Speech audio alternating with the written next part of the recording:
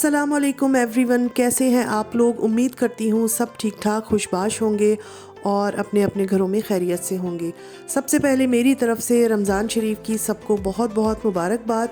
और ये प्यारा सा महीना शुरू हो गया है और हर घर में रौनक है, हर घर में अल्लाह की रहमत बरस रही है। तो बहुत अच्छा लगता है कि जब हमारा रमज़ान का महीना आ जाता है तो सब घरों के रूटीन जो है वो अलग हो जाते हैं।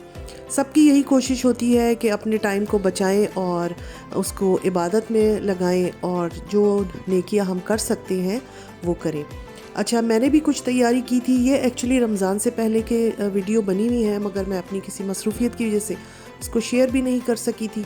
तो बस ये धनिया पुदीना वगैरह लाके जो है ये इसको धो लिया था, सूखेगा फिर ये, और इसको मैं फ्रीज़ कर दूँगी और कुछ की फिर मैं चटनी वगैरह बना लूँगी।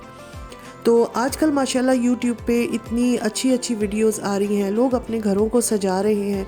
रमज़ान की आमद की तैयारियां उसके आने से पहले ही से शुरू हो जाती हैं। इतना अच्छा घरों को सजा रहे हैं, खाने पीने की चीज़ें बना के रख रहे हैं ताकि रमज़ान में वक्त की बचत हो और किसी किस्म की ख़वातीन को कोई परेशानी ना हो, क्योंकि ज़ाहिर है रमज़ान में हर एक का रूटीन जो है वो डिफरेंट होता है। और पाकिस्तान में तो मेरा ख़्याल है गर्मी भी काफ़ी हो गई है, तो ये बहुत अच्छा रहता है अगर पहले से इंसान जो है वो अपनी तैयारी करके रख ले। अच्छा, साथ साथ ये कढ़ी भी बन रही थी और जैसे मैंने पहले बताया कि रमज़ान से पहले का क्लिप है, तो बहुत दिल चाह रहा था कढ़ी चावल खाने को, क्योंकि उन दिनों में बड़ी अच्छी धूप निकली हुई थी, बड़ा अच्छा वेदर था। तो हमने भी सोचा कि भाई कढ़ी और चावल बनाने चाहिए, तो साथ साथ कढ़ी भी बन रही थी। और ये मैं आपको निकाल के दिखा रही हूँ कि कढ़ी में अक्सर लोगों के जो फुल्कियाँ हैं वो सख्त हो जाती हैं, तो ये फुल्की बिल्कुल सख्त नहीं हुई थी। और इसमें या तो आप ये कर लिया करें कि बेसन जब फुल्कियों का बनाते हैं तो थोड़ा सा दही 2 चम्मच डाल लें, या फिर इनको पहले पानी में डाल दें, बिल्कुल 1 मिनट के लिए पानी में डालें और फिर उसके बाद आप कढ़ी में डालेंगी तो फुल्कियाँ बिल्कुल भी सख्त नहीं होंगी, बल्कि इनका जो इजाफी जो एक एक्स्ट्रा ऑयल होता है वो भी पानी में निकल जाएगा। अच्छा जी, खाने पीने का सीन तो चलता रहेगा। यहाँ पर मैं आप लोगों को दिखा रही हूँ, मैं रमज़ान में अपनी दोनों बेटियों के घरों में ये कुछ कहना चाहिए फल वगैरह भेजती हूँ। ईदी तो नहीं, फल वगैरह जाते हैं, शरबत होता है, खजूरें होती हैं, बेसिकली खजूर और शरबत होता था, तो साथ में ये थोड़ा सा फल भी होता है। तो ये एक बेटी के घर चला गया है, ये दूसरी के घर जाने की तैयारी है और ये मैंने उनका ये सब पैक करके रख दिया है। और बहुत अच्छा लगता है। और जहाँ इंसान इतना कुछ खर्च कर रहा होता है तो वहाँ पे अपने पड़ोसियों के लिए, अपने बच्चों के लिए, अपनी बहनों के लिए, बेटियों के लिए अगर हम इस तरह से थोड़ा सा एफ़र्ट कर लें तो अल्लाह ताला उसमें भी बरकत देता है।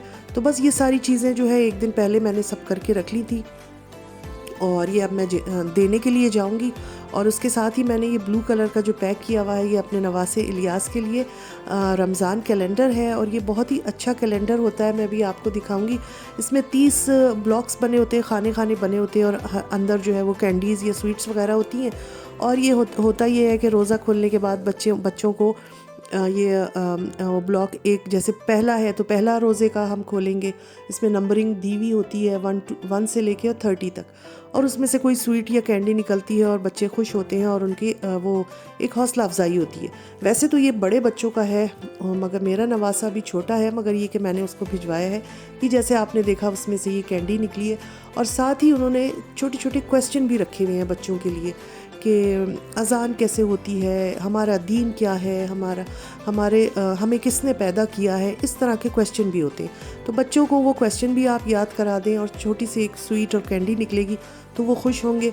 तो ये मुझे बड़ा अच्छा लगा कॉन्सेप्ट। वैसे तो मैं हर साल ये घर में खुद ही बनाती थी, मगर इस दफ़ा ये बने बनाए पैकेट मिल गए तो मैंने तो फ़ौरन ले लिए और मुझे बहुत अच्छा लगा।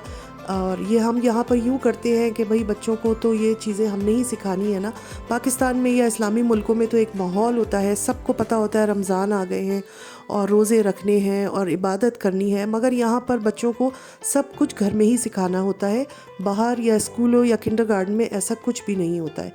तो इस तरह के अगर एफ़र्ट थोड़े हम कर लें तो हमारे बच्चों के लिए बहुत अच्छा है। और ये मैंने भी बनाया था। अच्छा, यहाँ पर जो है वो दही बड़ों की जो है मैंने दाल भिगोई हुई थी। मैं हमेशा दाल जो है एक रात पहले से भिगो देती हूँ और फिर उसके लिए दूसरे दिन जो है फिर उसके हम दही बड़े बनाते हैं। तो उसमें किसी सोडे और बेकिंग पाउडर की ज़रूरत नहीं पड़ती, बहुत अच्छे नरम और मज़ेदार जो है वो दही बड़े बनते हैं। तो मैंने भी एक रात पहले ही दाल भिगो दी थी और अब ये मैं दही बड़े वगैरह बनाऊँगी। और बस मैंने एक गलती कर दी जिसका मुझे बाद में बहुत अफसोस हुआ कि आजकल मुख्तलिफ़ जगहों पे यूट्यूब पे बग़ैर ऑयल के भी फुल्कियाँ और दही बड़े और ये सब बनाना बता रहे हैं। तो फिर मैंने ये सोचा कि मैंने उसको क्यों नहीं फ़ॉलो किया, और मैंने जो है वो ऑयल में ही दही बड़े जो है वो तले, और तकरीबन मेरी आधी से ज़्यादा बॉटल जो थी वो ये सारे दही बड़े वो करने में, तलने में जो है वो ख़र्च हो गई। और जैसे कि आप लोगों को, बहुत सारे लोगों को नहीं पता होगा कि जर्मनी में आजकल ऑयल की काफ़ी शॉर्टेज हुई हुई है, ऑयल नहीं मिल रहा है, और अगर मिल रहा है तो बहुत ज़्यादा 3 गुना ज़्यादा कीमत में मिल रहा है। तो मुझे इतना अफसोस हुआ कि मेरी आधी बॉटल इसमें ख़त्म हो गई, और मैंने वो वाले तरीके से क्यों नहीं बनाए जिसमें ऑयल नहीं यूज़ होता है। तो बहरहाल नेक्स्ट टाइम मैं अब यही करूँगी कि जो ये फ्राइड आइटम्स हैं इनको मैं कम से कम रखूँगी, ताकि हमें ज़्यादा ऑयल हमारा ख़र्च ना हो। और हमारे घर में भी बहुत ज़्यादा स्टॉक नहीं है, तो बाहर लेने जाओ तो मिलता नहीं है। बहरहाल इस पे हम किसी और वक्त बात करेंगे। और यहाँ पर जो है वो ये छोटे छोटे बड़े भी बन रहे हैं, दही बड़े, और दही बड़े नहीं, बड़ियाँ लग रही हैं, छोटी छोटी थी। और यहाँ पर जो है ये इमली का वो क्या होता है, इमली की चटनी बन रही है, गुड़ वाली, गुड़ के साथ जो होती है। तो बस ये सारे काम हो रहे हैं। और एक पोस्ट मेरी नज़र से गुजरी थी, मुझे बहुत अच्छी लगी, मैंने सोचा आप लोगों के साथ भी शेयर कर देती हूँ कि रमज़ान सोने का महीना नहीं है। इन्होंने कुछ पॉइंट्स लिखे हैं तो बहुत ही अच्छे हैं। रमज़ान सोने का महीना नहीं है, रमज़ान ट्रांसमिशन में वक्त बर्बाद करने का महीना नहीं है, रमज़ान स्पेशल ड्रामा और वीडियोस देखने का महीना नहीं है, नई नई रेसिपीज़ ट्राई करने का और नित नए खाने बनाने का महीना नहीं है, और ना ही उनको उन पिक्चर्स को स्टेटस पर अपलोड करके रियाकारी का महीना है। रमज़ान इफ्तार पार्टियों का महीना नहीं है, ईद के लिए शॉपिंग्स में पूरा पूरा दिन बर्बाद करने का महीना नहीं है, रमज़ान से पहले ही अपनी तैयारी कर लें।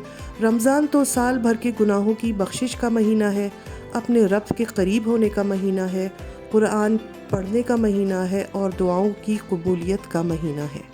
तो मुझे ये स्टेटस इतना अच्छा लगा, मैंने सोचा आप लोगों के साथ भी शेयर करती हूँ, और इसी वजह से मेरी वीडियोस रमज़ान में कुछ कम आएंगी, और हम इन फजूल कामों में अपना वक्त बर्बाद नहीं करेंगे।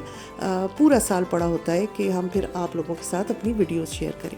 चलिए जी, यहाँ पे अभी इफ्तारी में तो टाइम था, मेरे दही बड़े बन गए हैं, और आप लोगों को ये कैसा लगा व्लॉग ज़रूर बताइएगा। फिर मिलूँगी, अल्लाह हाफिज़।